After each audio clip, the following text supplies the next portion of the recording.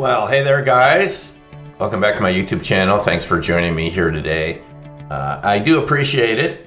I wanted to talk to you about this idea that keeps coming up in relationship to a variety of paranormal phenomena. I have encountered it recently with Bigfoot, Sasquatch, witnesses.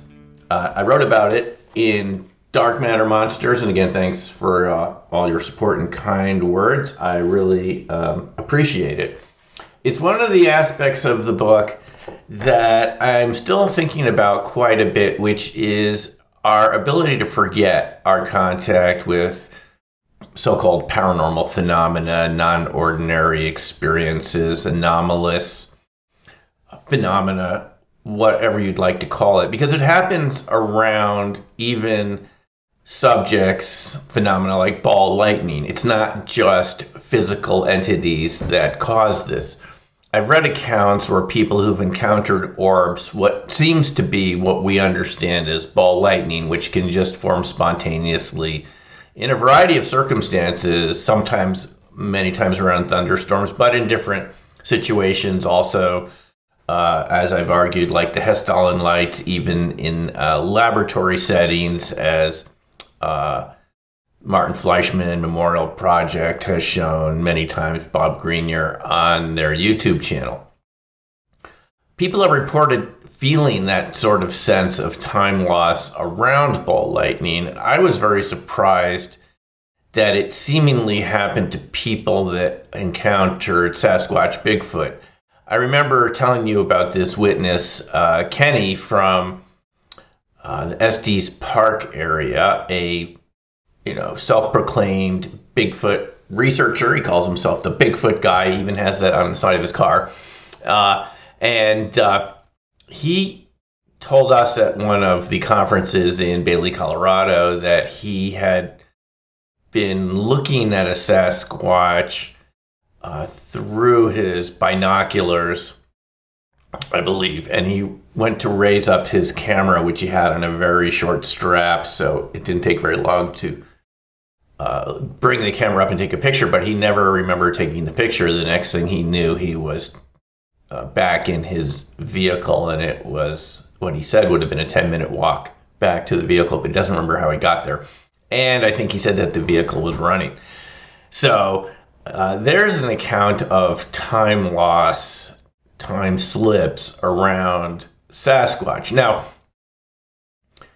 if you've taken a look at this fairly recent new documentary about Bigfoot, which I mentioned, A Flash of Beauty, Bigfoot Revealed, which I think is a great documentary and has a lot of really good analysis in it also. It's well worth watching, and it's independently produced, so you don't have to feel bad about spending some money to view it, because it's just going back to people that paid for it out of their own pocket. In any case, they have some experts and witnesses, psychologists, psychiatrists, towards the end of the film, who say not only do people have a type of PTSD, a kind of post-traumatic stress reaction to Sasquatch encounters, and if you read or made yourself familiar with the types of reactions people have to Sasquatch encounters, it can often be very traumatic for them, to the extent, and other cryptids as well, that they don't want to go outside in the woods by themselves again. They don't want to go camping. You just see this again and again. They say, I'm never going camping, at least by myself again, at least unless there are other people around. I'm never going back in the woods, even to the extent of people who say, I'm never going outside after dark, when they've seen one of these life forms near their homes.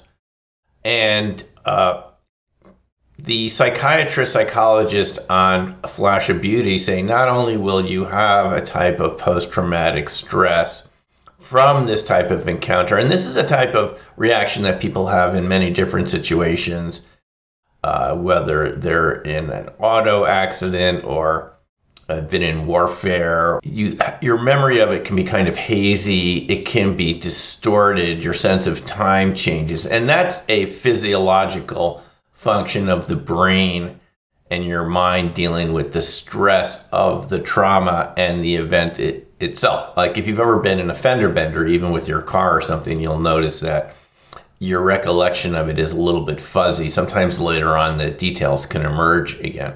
Well, I was very astonished to find out that these psychological professionals thought that people don't remember their Bigfoot encounters either, that their mind has completely deleted these experiences from their conscious memory. I guess it could be recalled under hypnosis. But I think it's very interesting that people are having encounters where they don't remember them. And I'm wondering if this is true for for paranormal phenomena as a whole. Because I had an experience like this, and I put it up just yesterday as recording this video on YouTube. It's this ball of light that, let's take a look at it. I experienced this in the UK at West Overton Hill.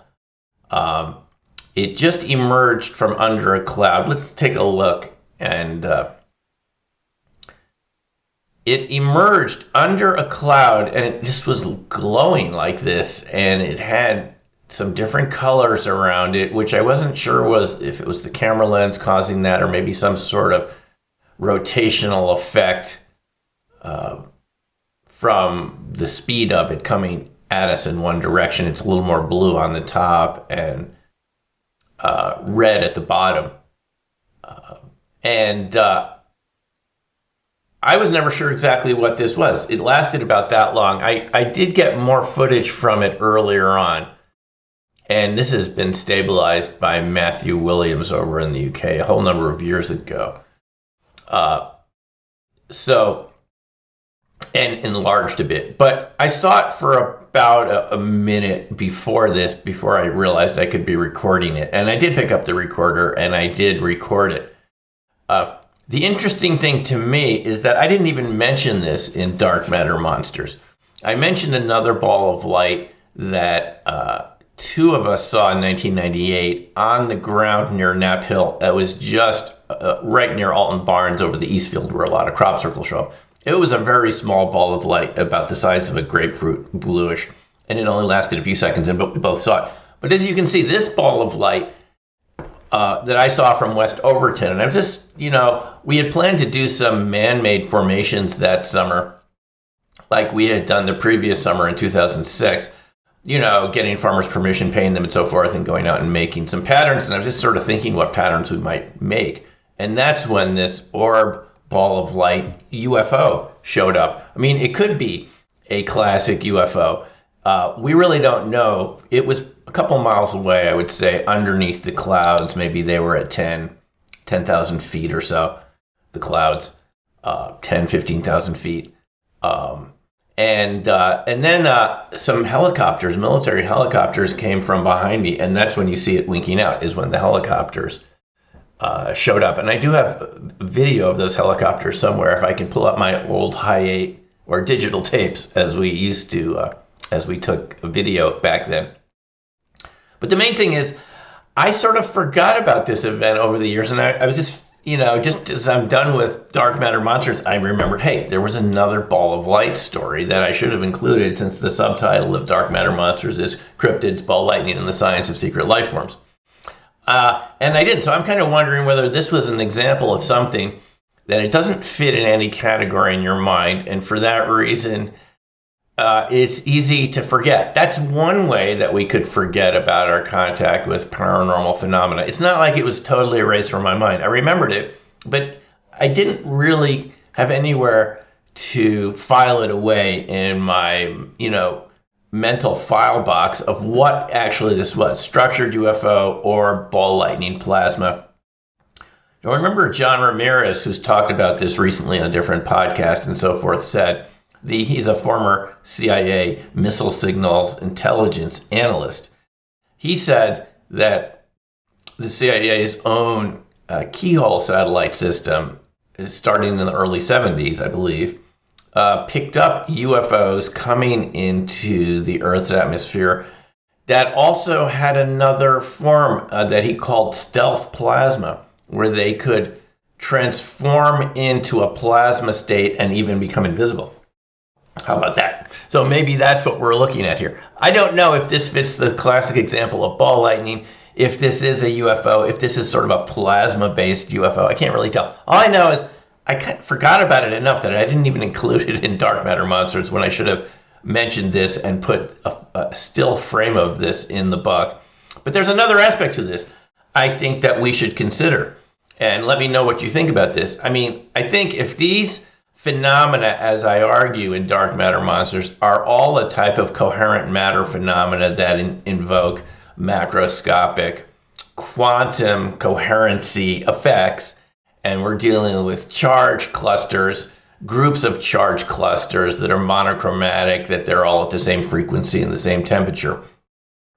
And as Ken Shoulders argues to us, that exotic vacuum objects, charge clusters, ball lightning, and the like, since these are all connected phenomena, actually change the permittivity of space itself and therefore change the speed of light. And that's what Shoulders argues in his article about permittivity, the permittivity being one of the main components of what determines the speed of light, that and permeability, which is magnetic related. Permittivity is related to electrical resistance to changing conductivity from an outside source. So, something like glass would have a high permittivity versus metals, which would have a lower permittivity.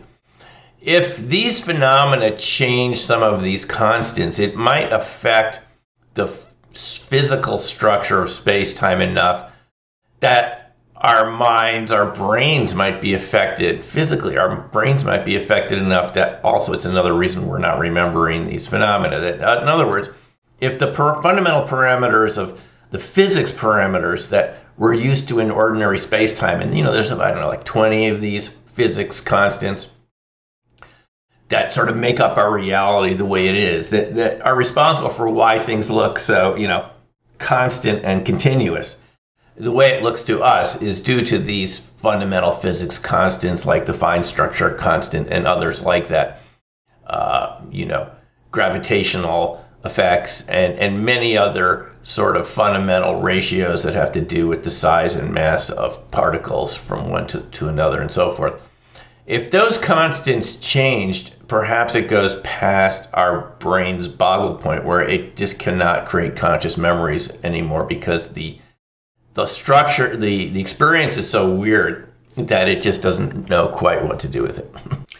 Now, there are a couple more examples of this that you should know about. In one case, we had Bigfoot witness Barbara a couple of weeks ago on this channel. I'll put the link right up there. Barbara was on a Smithsonian archaeological dig at the China Lake Naval Weapons Station in the 1970s. They had permission from the naval weapons station there, from the Navy, to go on this property to look for arrowheads and petroglyphs and things like this. And if you listen to the video, you'll hear her recount that she felt something stroking her face like a human hand through the tent. And they all go outside suddenly. They had just been in their tents for a few minutes, and they see this 9-10 foot high, very dark colored Bigfoot with glowing yellow eyes, and then it stares at them for a bit and then vanishes. She said the next day there were huge footprints out there in the early spring snow, and 13 to 15 inches long, 5-6 inches wide, good Bigfoot-sized footprints. And she didn't even take any pictures. She said they had been taking pictures of rocks and petroglyphs and arrowheads.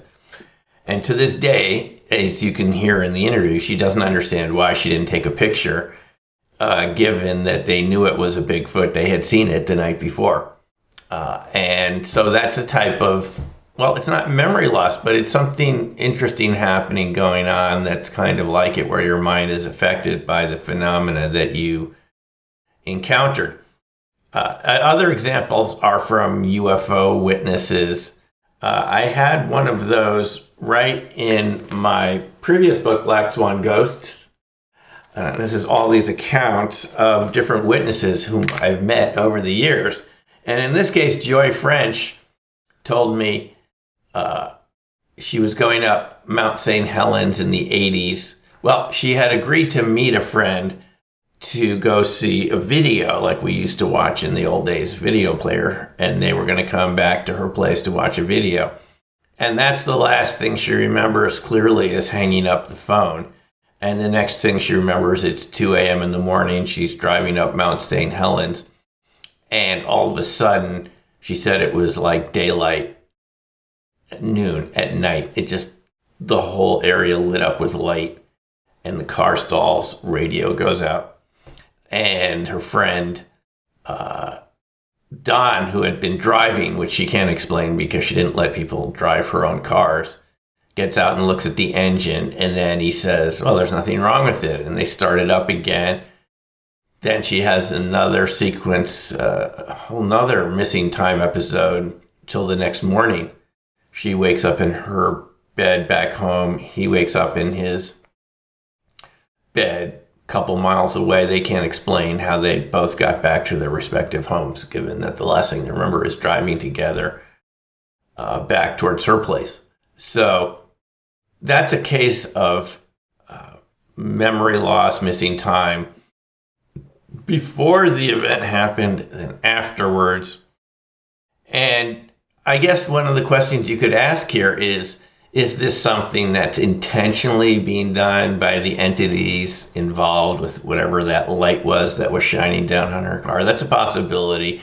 Again, as I'm suggesting here, because you might be around different states of matter, what I call coherent matter. Other people have called that in physics another state of matter that's sort of a macroscopic quantum coherent object, that it's just different physics and different physics constants than we're used to.